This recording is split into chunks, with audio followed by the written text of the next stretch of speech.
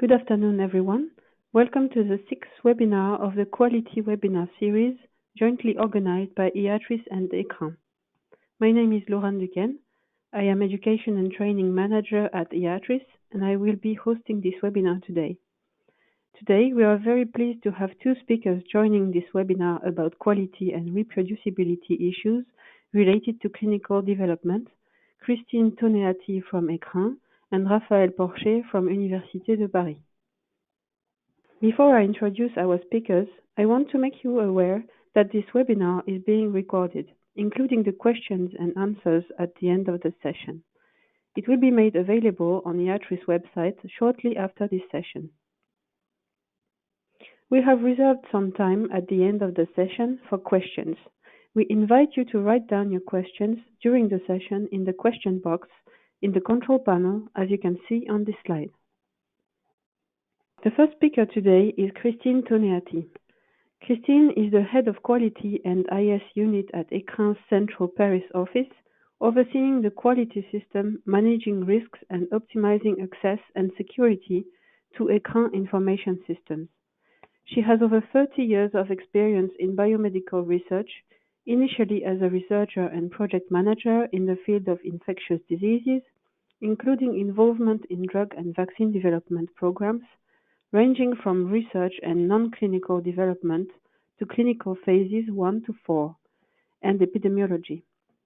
Since the year 2000, she has provided leadership in the development and implementation of quality management systems in good cross-practice regulatory, research and ISO environment for various industrial companies and academic organizations.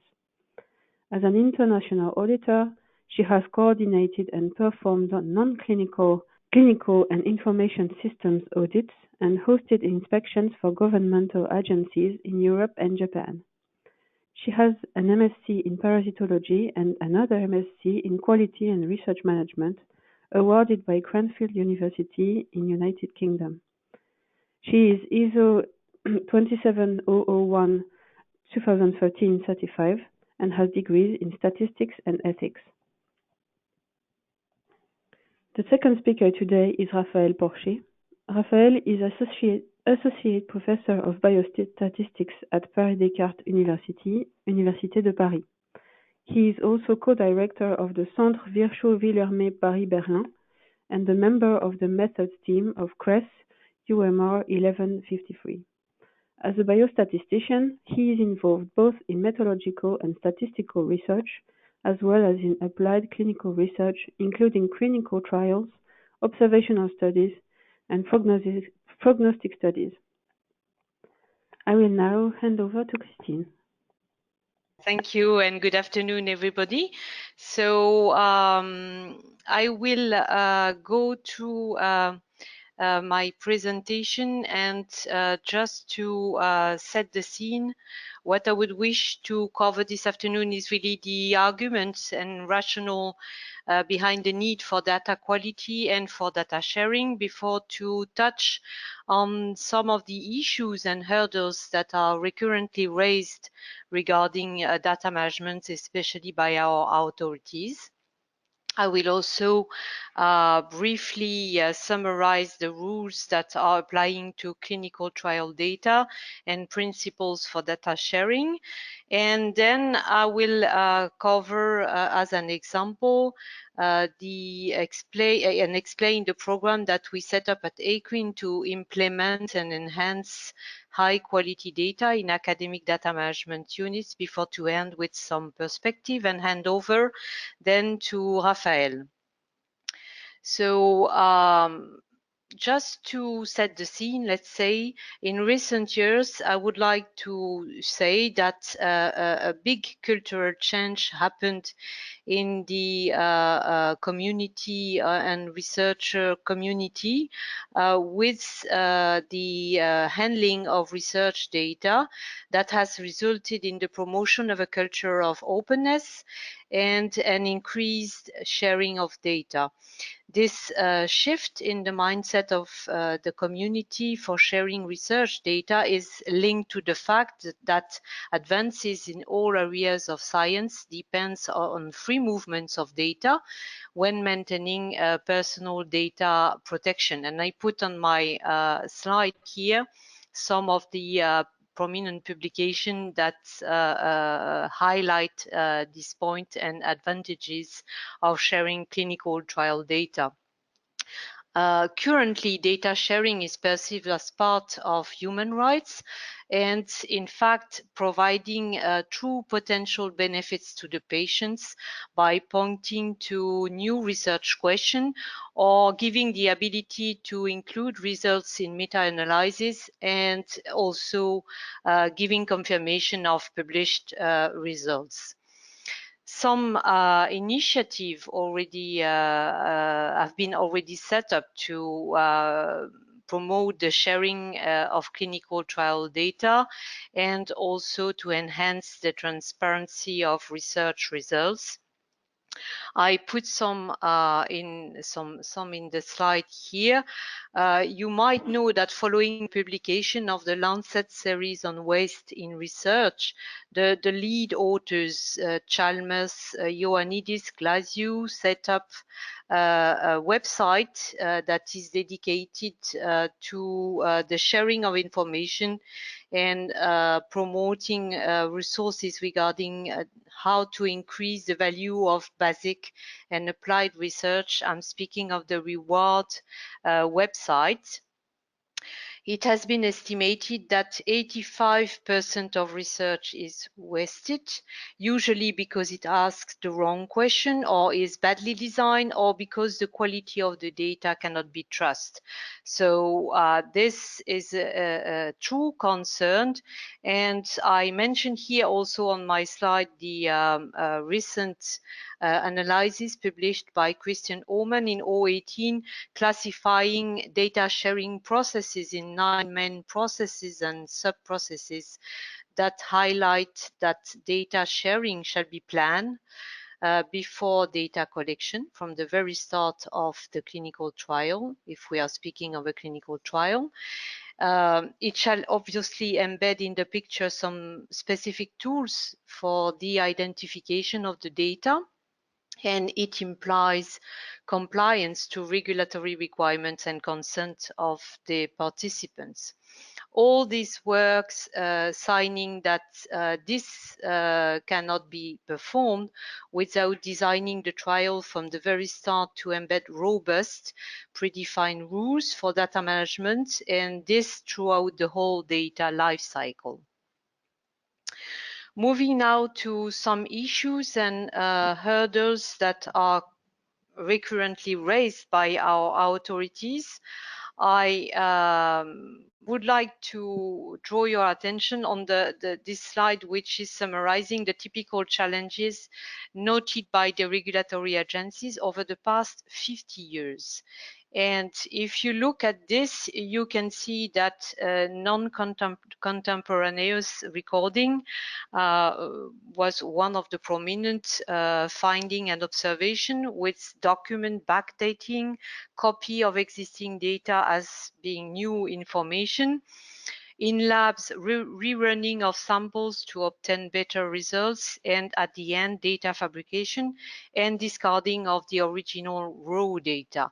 All of this was obviously raised in the context of a paper acquisition of research data.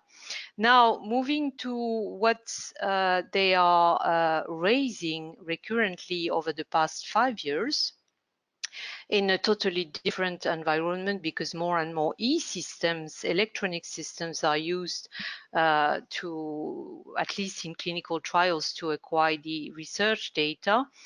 You can see then again, data fabrication is there. Here, much more in link with the metadata manipulation. Still missing data and data removed from the metadata set submitted to the authorities, duplicated data.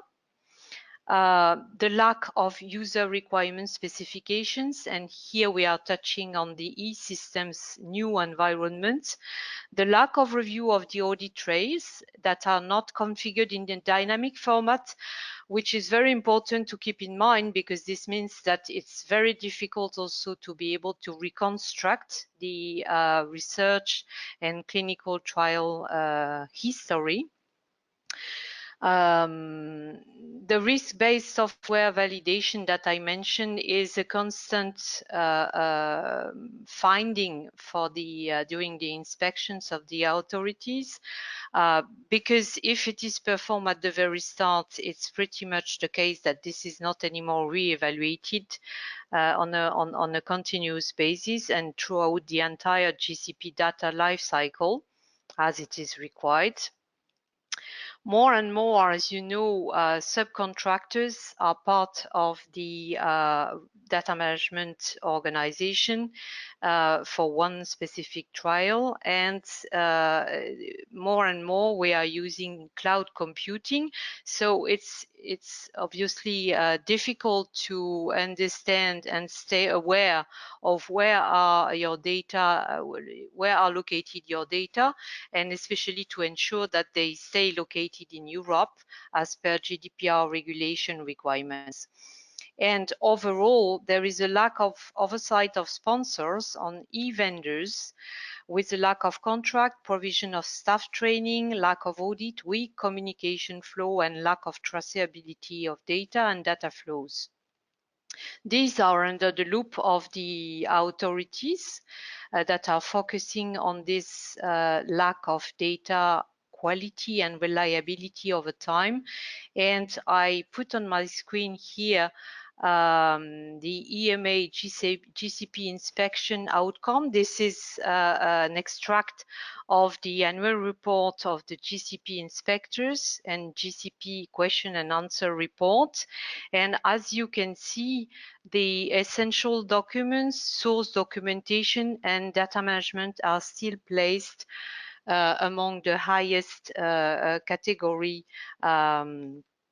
of a finding, either for the routine inspection and for the triggered inspection by the EMA.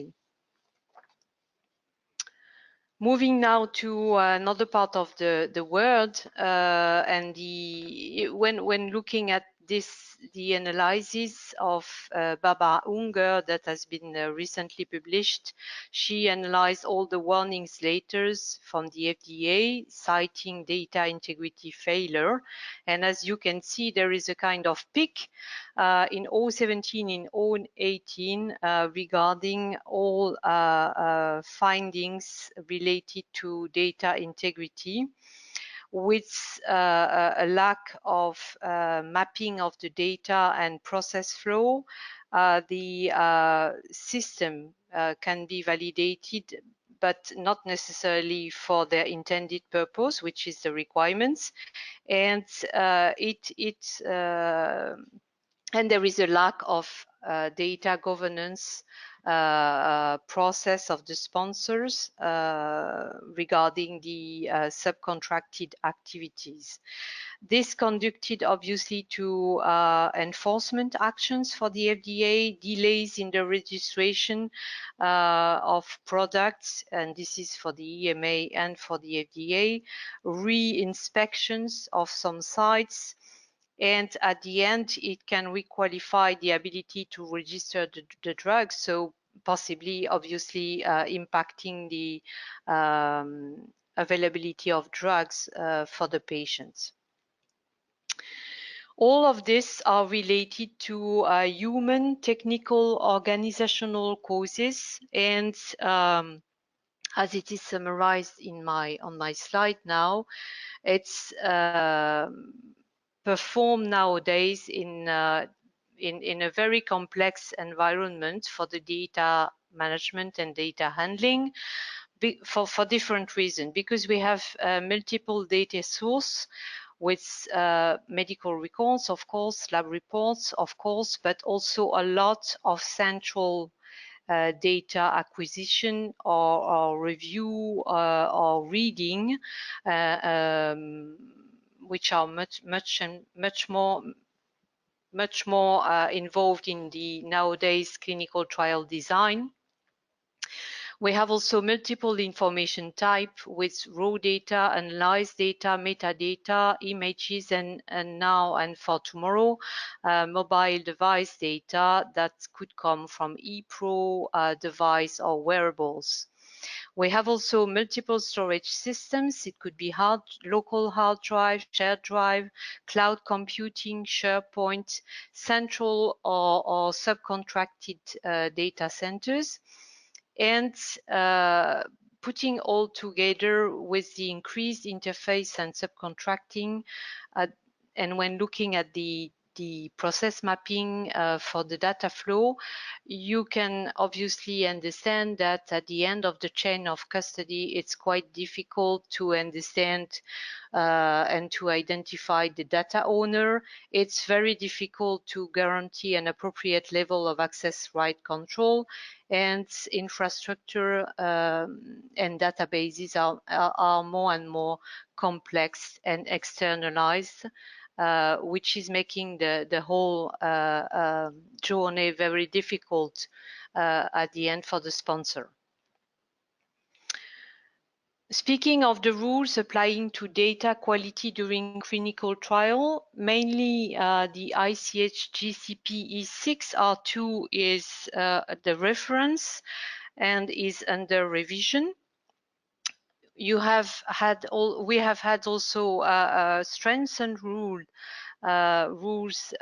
with an increased set of guidelines and regulation that have been published to establish data integrity standards. And I just put here in 2003, the US 21 CFR Part 11 regarding e-records and e-signature, plus at the very end of my slide and list, the EMA guideline on the TMF content and management. Just to bear in mind that whatever is the media on which you acquire your data, paper and or electronic or more and more hybrid system, the rules are the same for the regulators and shall be applied to ensure the same data reliability. And this recurrent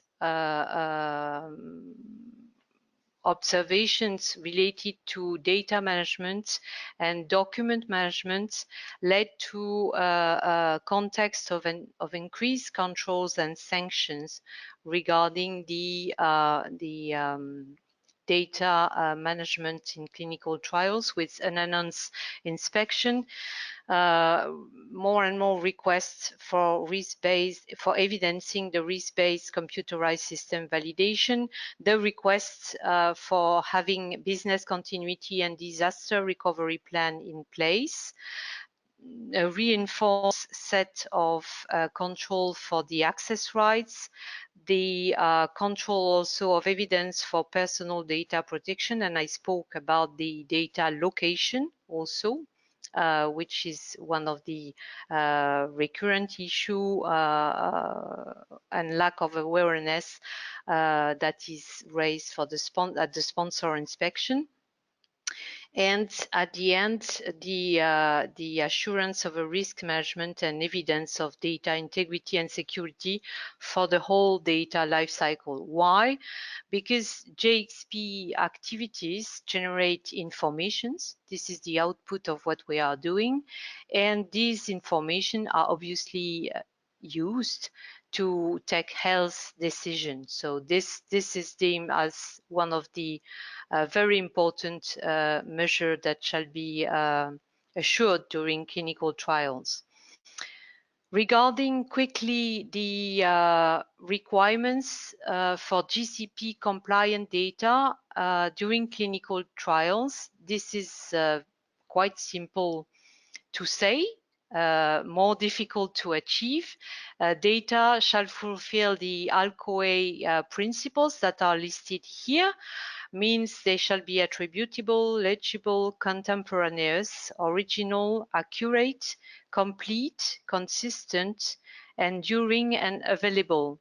I'm insisting on this two last because it means they are under the loop of the authorities, and it means that the media on which the data are recorded shall be controlled and by period assessed over time for the whole duration of the retention period. They shall provide any reader or inspector or auditor with the ability to reconstruct the clinical trial. And when speaking of available for the lifetime of the record and retention period, this means 25 years according to the clinical trial regulation, whichever type of supporting media is used, paper or electronic, which is obviously very challenging to achieve for some of the trial that we are speaking of. Now moving to what are the principles that are currently set for the reuse and sharing of data after the clinical trials. Or the FAIR principle have been defined as very important to comply with, which stands for findable data, accessible, interoperable, very important, and reusable. And again, it's easy to say, but difficult in practice to achieve. And I would say that you can here have a look on the classification of processes that is proposed by Oman and collaborators for sharing individual participant data. This is the very start of that work, and still we have room for improvement and setting up practical tools and practical policies and a full framework to get the ability to achieve this sharing of clinical trial data. Now coming to the implementation, how do you engage with your data integrity journey? Obviously, as you might have understood from what I stated before, this means that you have technical controls in place, operational and organizational control in place too, to ensure the information security and data integrity. I put here a set of 3 slides where are summarized the technical controls that have to be put in place. This is really just an overview, and as you can see, technical controls, you shall start with some requirements that are very basic, but that you have to achieve related to the database security and maintenance, the data protection, authentication. We spoke about the access rights and the control regarding the access rights. Also the testing, backup, restore and availability of a help desk to end users. And I spoke already about the business continuity plan to be able to get back to paper if it is needed, and the disaster recovery plan. Speaking of the operational controls, just to sum up, one very important thing is really to set up a data management plan that is mapping the data flows. And why is it so important nowadays? Because the data flows are, as I said previously, quite often splitted in several organizations, some that are acquiring the data, others that are dedicated to, as subcontractors, manage the data, others that are possibly involved in providing the tool for managing the data when we can think about orders at the end of the chain of custody that will be involved in archiving the data. So a lot of third parties involved. So it's very important to figure from the very start how it will be, how the sponsor will get the oversight of this whole life cycle. Avoiding non-conformities and assessing the changes. For the same reason, it's very important in the clinical trial environment to be able to be prepared to the change, because it's quite often the case that our protocol have to be amended, as you all know, during the course of a study. So how will it be managed, especially considering the whole and complicated, complex chain of actors that I mentioned? How will it be managed and ensure that the change are well reflected in the data management? This is very important. It's obviously important also to minimize the human data processing, because it is a cause of risk and errors, and to embed automatic checks in your data processing. And behind this, procedure and quality control shall be enforced. And but this is not always easy to achieve. Minimizing risk in data management means minimizing data transfer, but as I said, obviously we have more and more that kind of transfer, so it shall be from the very start secured with data encryption and security during transfer. Organizational control, this is all related to human and process. So I'm speaking here of good documentation for filing and archiving the data integrity training, not only at the sponsor level, but for all involved third party, escalation of non-conformities and the ability to put some corrective and preventive action, the risk-based computerized system validation for all the systems in scope of the clinical trial data acquisition, not only the EDC system, but all the systems. The ability to independently have self-assessment, regular self-assessment or independent audit of the performance, and obviously to maintain the oversight on the IT vendors through robust agreements. ECRIN put in place, integrated this set of control in a program that is called ECRIN Data Center Certification Program. We embedded all of these practice and controls in a set of informatics and data management standards. Taken together, this would describe GCP compliant IT and data management data, with the emphasis on pragmatic measures that are feasible for non-commercial units, academic units.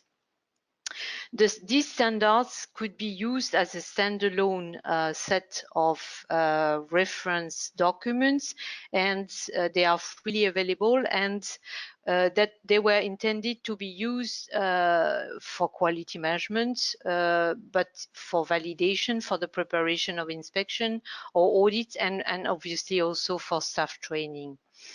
And we associated to that robust process of audits, data integrity audits that are performed at the data management units that voluntarily apply for certification, and these audits are confirming their ability to provide compliant, effective, and efficient data management services. Jean, you have 3 minutes left. Thank you.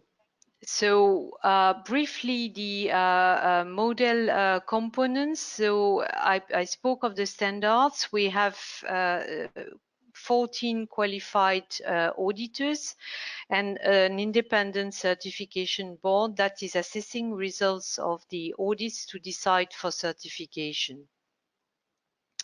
The standards themselves are based on the regulatory and regulatory requirements and on the guidelines. We are regularly reassessing these standards, and this is altogether 106 standards that are split in 16 lists, covering general standards for training, IT standards, and data management standards, and some specifics on treatment allocation. Quickly speaking of the procedure for being certified, this is going through an application and a voluntary application of the centers. Then this application is assessed for readiness by a certification board, and the audits then take place with an independent assessment of the results that lead or not to certification of the size certification that is maintained over time. Up to now, we have 13 certified centers in Europe and some more in the process, but we conducted 41 independent audits up to now. And I would like to briefly touch before to end on the fact that as being of interest for Eastern countries, we initiated a collaboration in 2017 with some of these Eastern countries, which led to expanding the program in Japan and more recently in Korea, with the first audit performed at Seoul data center in 2020. So this data center certification program is really here to ensure the quality of the data management when performed in academic non-commercial unit.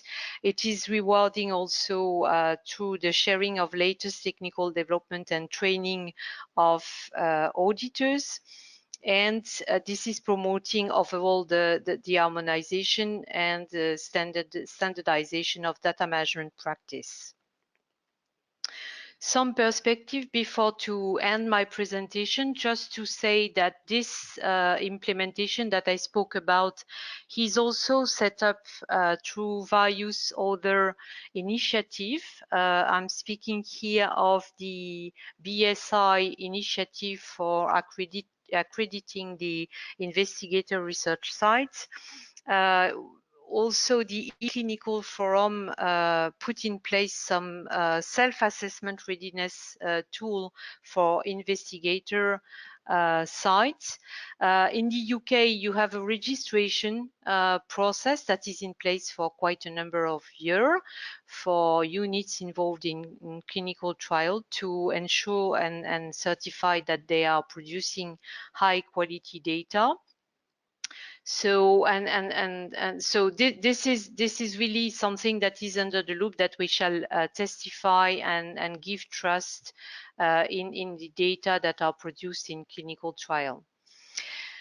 For clinical data sharing, as you might have understood, there are some room for improvement still in front of us. Especially, we need some tool. We need to have some more training in place, and to improve the platform and repositories that are in place or currently developed, before to be ready to say that we can start really with data sharing process that are enough robust in the near future. In conclusion, I would say that education is needed in data integrity. We shall provide data trust and credibility. This is essential in light of what I mentioned regarding the recurrent findings from the authorities for the data management. And it is essential also to implement robust quality system throughout the whole data life cycle, and to start to anticipate how we will share the data tomorrow. I put some list of reference in various sectors that I covered for you to have a look at this if you would like to learn more about this. And now it's time maybe for some question. Instead, Laurent, if we are late and if I have to hand over maybe to Raphaël. We usually have all the questions at the end for both Raphaël and you. So you can hand over to Raphaël. Okay. Thank you, Christine. That's done. Thank you, Christine. So it's up to me. I will speak of something completely different. Do you hear me? Yeah. I will speak about how to validate or what should we want when we talk about a biomarker for precision medicine. Am I able to I don't know how to. Okay, so a biomarker is generally defined as a molecular alteration that is measurable and that defines a biological phenotype that characterizes a physiological or pathological state. There are many works on what do we measure, where, in which type of tissue, how, and that's absolutely not my topic here. And I can even consider anything as a biomarker. Age can be a biomarker, imaging, whatever you want. And there are three. Do you see my screen or not? No. How can I? Okay, let's. No. If now I we put see it your in slides. screen, you don't. And let's. No. Let's try something. No, I can't. Okay. If I do that, then you will see the full screen. It's better.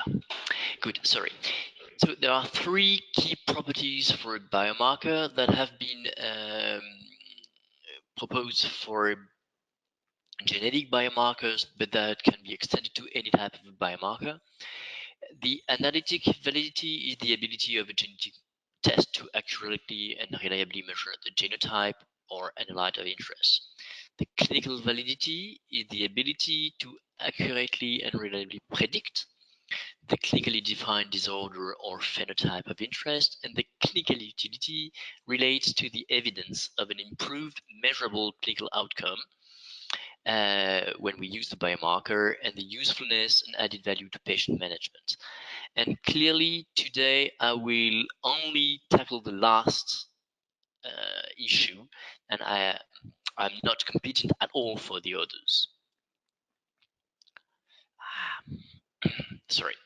So for precision medicine, we focus on clinical utility, and clinical utility has been shown not to be so high or not so well defined or evaluated in practice. And and there are many many works. So I cited two of PhD students of mine, former PhD students of mine, but there are many others that show that often more emphasis has been put to the other aspects of biomarkers.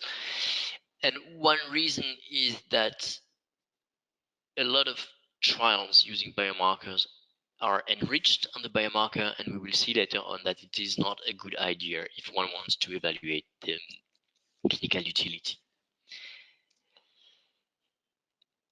Moreover, we may discuss what do we want a biomarker for. There are biomarkers for diagnosing a disease. There are biomarkers to refine the prognostic of the disease.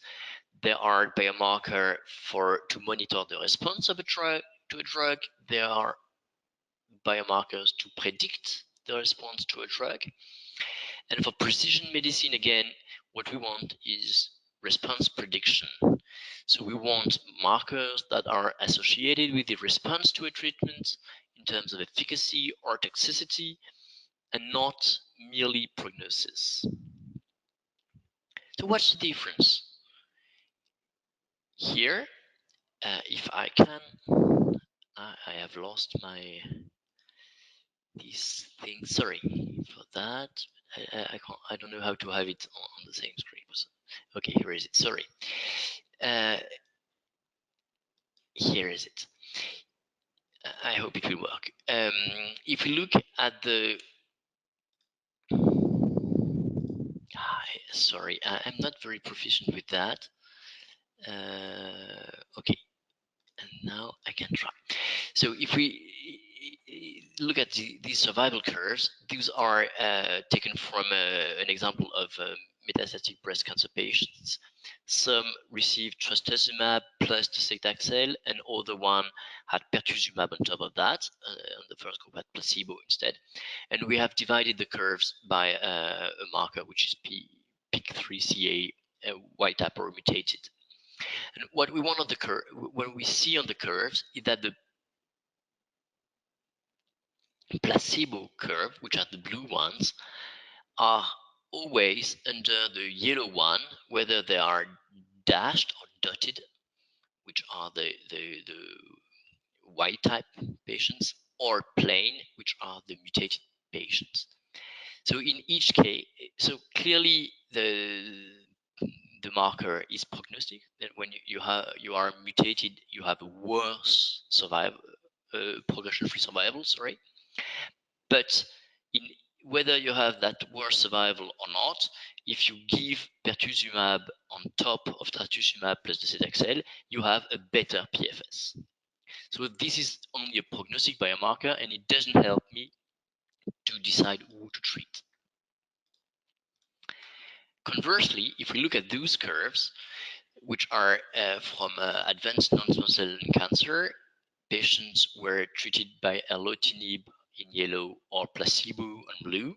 On the left, you have EGFR mutated patients. On the right, you have EGFR wild type patients. And we see that the yellow curve is much above the blue one for PFS on the left. So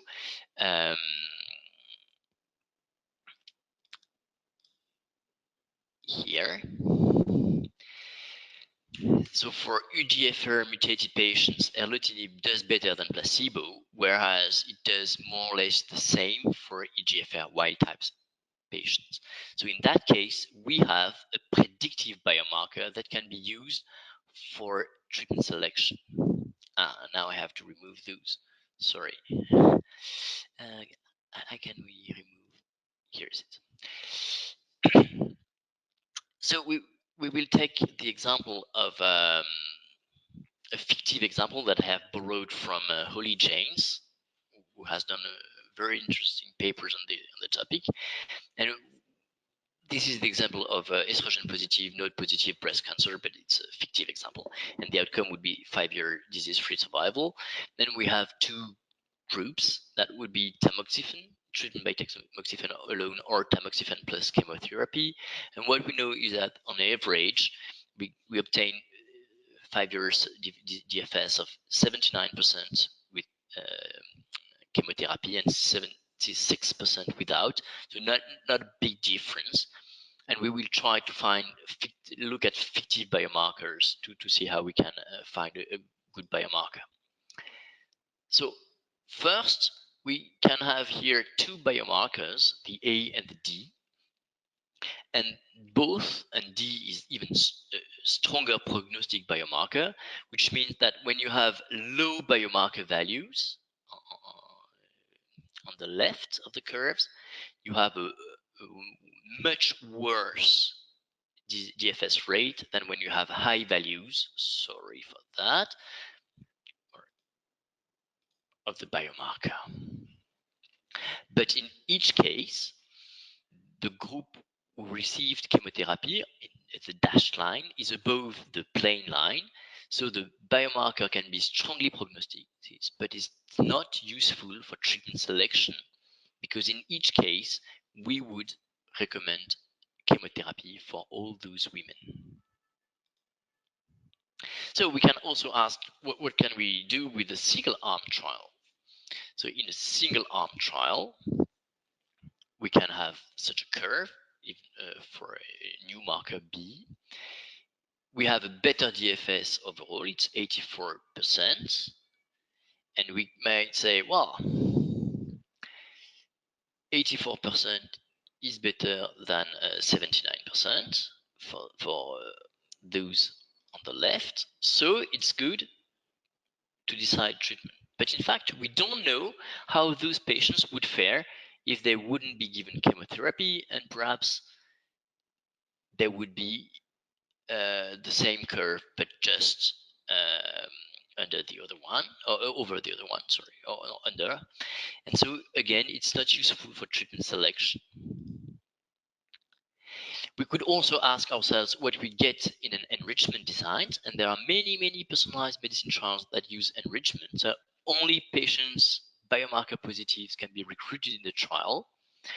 An example would be a BRAF mutation for dabrafenib, which is understandable in fact. But so if the trial results are favorable, it does not imply that a marker should be used for treatment selection, because we don't know what would occur to the biomarker negatives. And in fact, to assess the biomarker clinical value, we need to have biomarker positive and biomarker negative patients in a trial. Of course, we may have other source of evidence, preclinical evidence, that BRAF and wild type patients cannot respond to dabrafenib. And okay, but we can't estimate the clinical utility of the biomarker. So we could also try to test for interactions, and I have here two examples, C and D, where there are interactions between the biomarker and the treatment. Actually, on the logit scale, the level of interaction is the same on the left and on the right. But the conclusions are not the same. For the right marker, the D, we have already seen that. The DFS rate is always better with chemotherapy than without chemotherapy. So even when there is an interaction, it's not, in that case, it's not useful. On the left, we have some patients for whom the plane curve is above the dashed one, and some patients for whom the dashed curve is above the plane one. And here is a useful marker for treatment selection, because in some cases, for some values of the biomarker, you have a better survival with one treatment, and for others, you have a better survival with or DFS for the other ones. So the marker becomes really useful on the left. The interaction alone is not sufficient. So what Holly James and colleagues have proposed is to draw marker by treatment predictiveness curves. So here on the right, I have put a similar curve that I have done myself.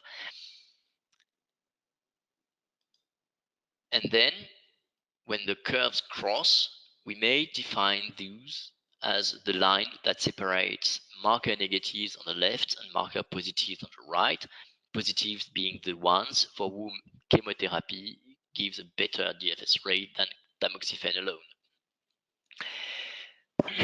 And we can define for any patients with a value X of the marker, a value E of X, which is the difference of the probability of a good outcome for those when they're receiving the treatment, Z equal 1, and those not receiving the treatment, Z equals 0.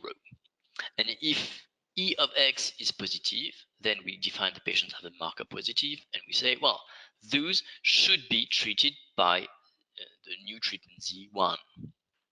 The other can keep Z equals 0. And if we do that, we get the red curve for the overall survival curve, and you see we get the maximum that we can obtain, which is when they are negatives, they receive no chemotherapy and tamoxifen alone is better, and when they are positive, they receive tamoxifen plus chemotherapy, which does better than tamoxifen alone. How can we measure the performance of that marker? We can measure it as the change in outcome under a marker-based treatment strategy versus a non-marker-based treatment strategy. It depends on the value E of X, but it also depends on the proportion of the population that will be affected by the marker and the change of treatment when we measure the biomarker. In our example, tamoxifen plus chemotherapy does better than tamoxifen alone, so we will start from this one as a reference strategy or the standard strategy. So what we obtain in average, the 79% 5-year DFS, is the probability of Y equal 1 of a good outcome given Z equal 1 because we give chemotherapy Z1 to everyone. Under the marker-based strategy, we only give chemotherapy to those who have E of X positive. So the expected outcome under the marker-based strategy is the probability. I try to, anytime I touch something, it moves. I try to take that. Sorry.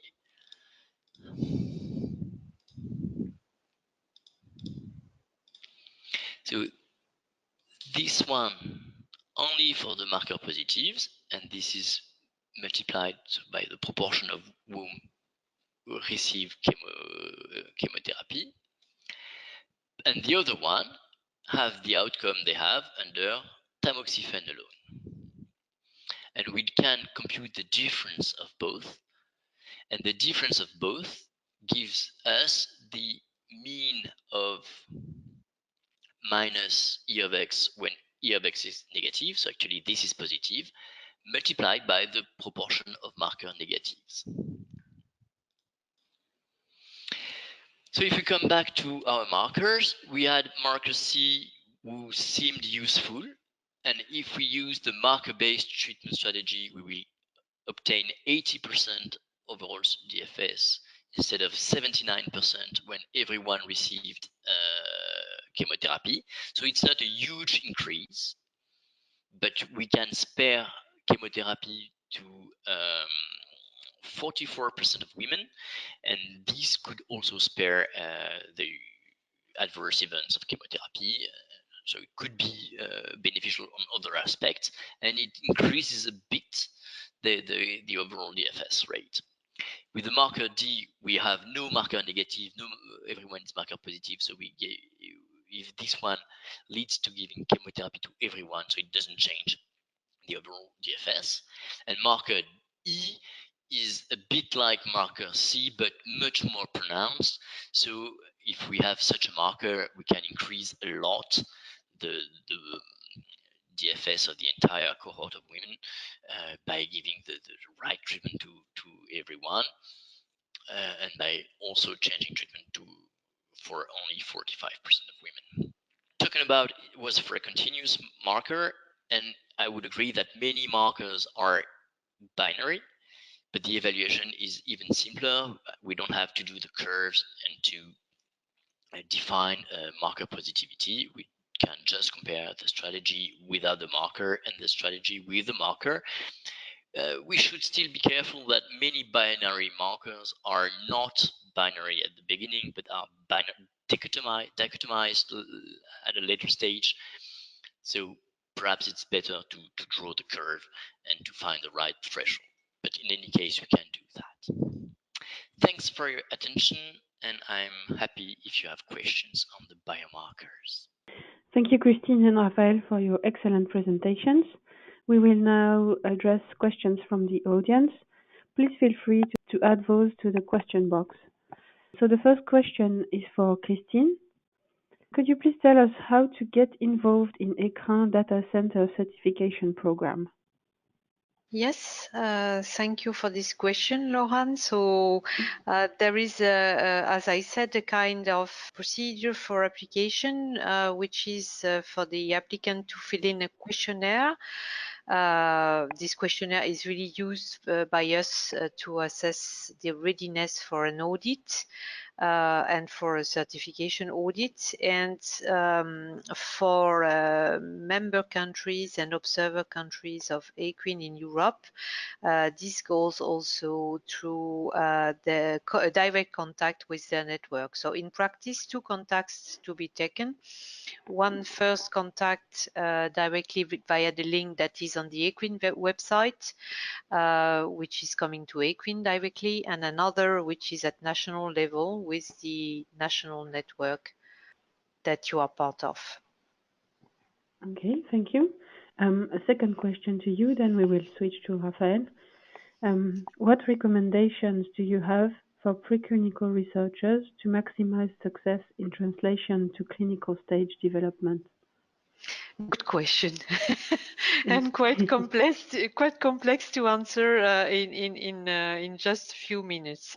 Preclinical research is really already arbitrated, I would say, and you have very good requirements that are detailed and set up in the consensus GLP documents that is dedicated to computerized systems and data management in non-clinical research. So this is one first direction that could be read, and you can take knowledge of this.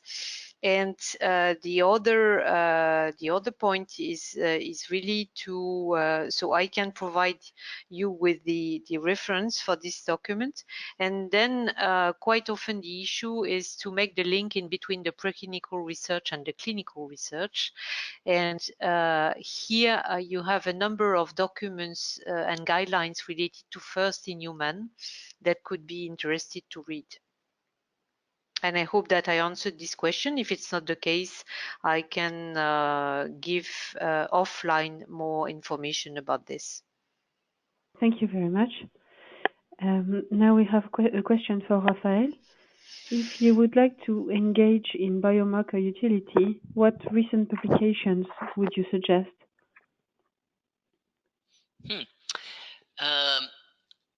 It's not an easy topic. Clearly, reading the 2011, that's a recent paper that I've used here, is good. There are later papers, so I can suggest other papers by Holly James in particular, but they are quite more statistical, so it really depends on the level of statistical proficiency.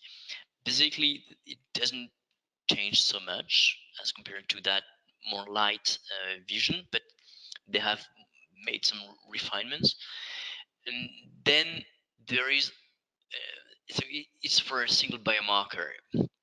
Now there is also a trend to going to individualize treatment effects, which tries to predict using regression model or machine learning algorithms the outcome that someone would have under a specific treatment and under another treatment control, and to compute the difference, and then to have some individualized treatment effects. And there is a new guide for those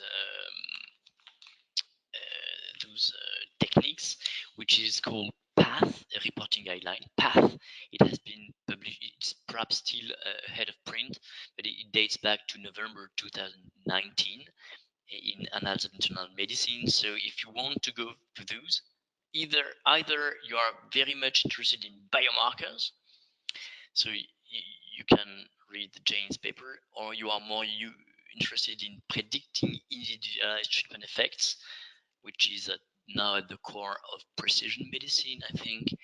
And then you could go to PATH. Okay, thank you very much. A last question for Raphaël.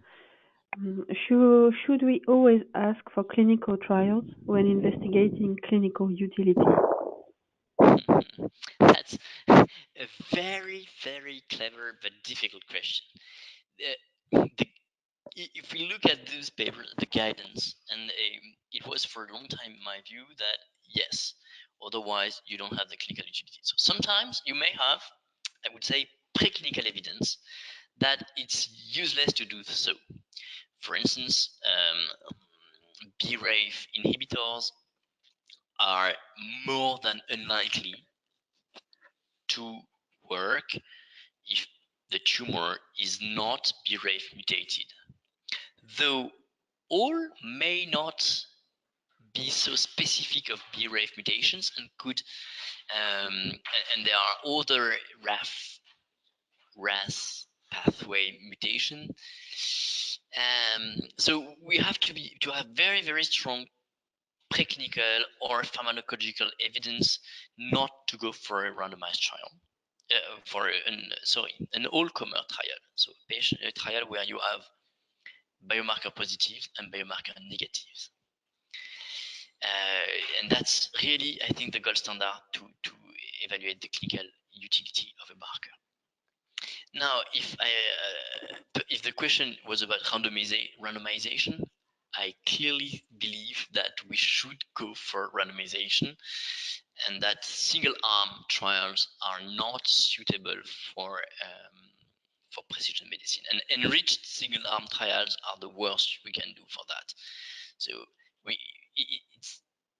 it's okay to see whether the drug has some activity, even very nice activity in a specific subpopulation, but it does not answer the question whether the PFS or survival is better than control, neither whether the biomarker negatives cannot benefit somehow from the drug. So yeah, I'm still very much in favor of randomization here.